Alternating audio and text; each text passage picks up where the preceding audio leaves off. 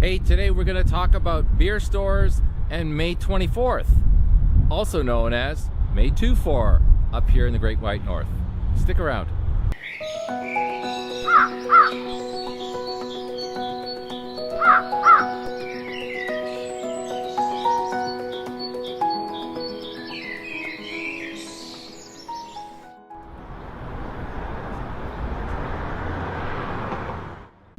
That's right, ladies and gentlemen, my neighborhood beer store has closed its doors. And even if I wanted beer, which I don't right now, I'd have to travel afar. So welcome to a dry run where I try to go an entire year without drinking any beer. So follow me on my journey and see how I do. All right, well, the beer store is kind of, shall we say, a little bit controversial up here in Ontario. It is one of those strange business affiliations with government where it's privately owned, but it's protected from competition. So the beer store has always been a bit of a consumer bugaboo here in Ontario. It's, like I said, a privately owned corporation, yet the government has written into its relationship with these huge conglomerates which own it that they have a monopoly on beer sales basically here in Ontario.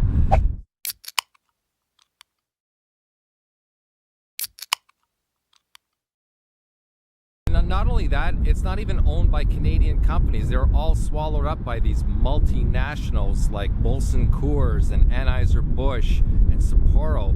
They control about 80 to 90% of the beer market, and Ontario craft brewers really only are able to sell about 5% of their beer in beer stores, of which there are about 400 or 450 all through Ontario. And that's a huge stumbling block to their success in the marketplace here. Now, I'm currently on a beer holiday, but nonetheless, I care about this industry. And actually, a lot of people really, as much as we like to be depicted as beer lovers here in Ontario, and generally it's supposed to be in our Canadian DNA, we don't really know that much about who sells it and how it's made. For example, most people don't even know that the beer store is like foreign owned and how it's sold and how many taxes you pay on a 2-4. Now, the LCBO also sells beer, but they're not allowed to sell anything beyond a 6-pack. You can only get your 12s and your 24s at the beer store. Now, for bars and restaurants or large parties, that's fine, but like, who needs it?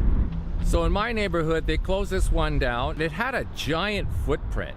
I mean, I'll give you one guess what it's going to turn into. That's right, another condo.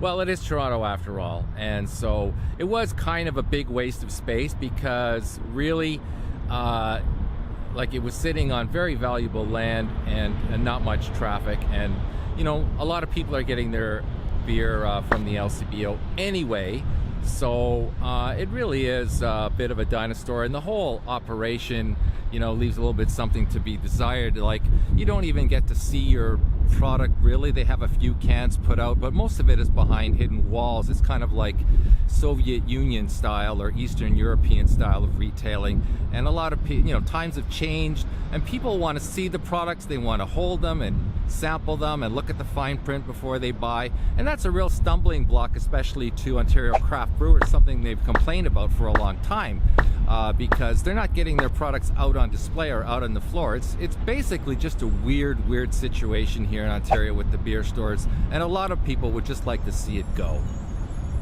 So speaking about beer, we've just had the May 24 holiday, and actually it wasn't May 24th, it's known as May 24 up here in the Great White North, but actually it's not so much as a number on the calendar as the long weekend in May, which really is the kind of official kickoff to summertime and good times and cottage country and beaches and barbecue.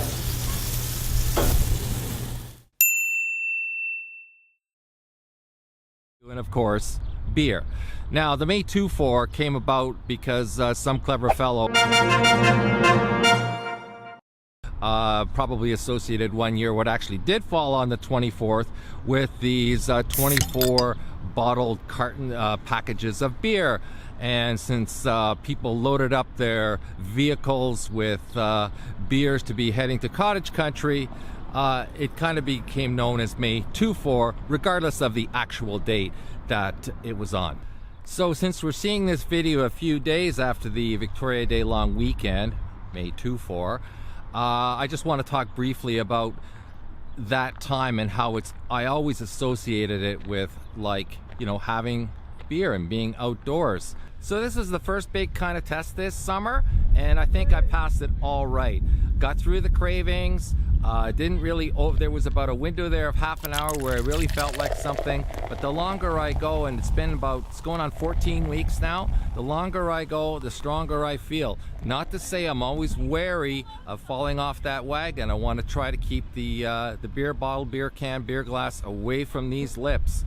I want to really do this, and this is the first big test. I passed this one, but we have other long weekends, and with the good weather coming up in summer, there are going to be a lot of times where I feel the cravings, and I'll have to deal with those as we go along. And I guess all of you that are trying some form of alcohol control or quitting beer for a while, summertime is the real hard time to stick to these goals and have the bigger picture in mind. Anyway, that's enough. That's it for the dry run. Hope to see you in the next video. Thanks again for watching, and I'll talk to you soon. Bye now.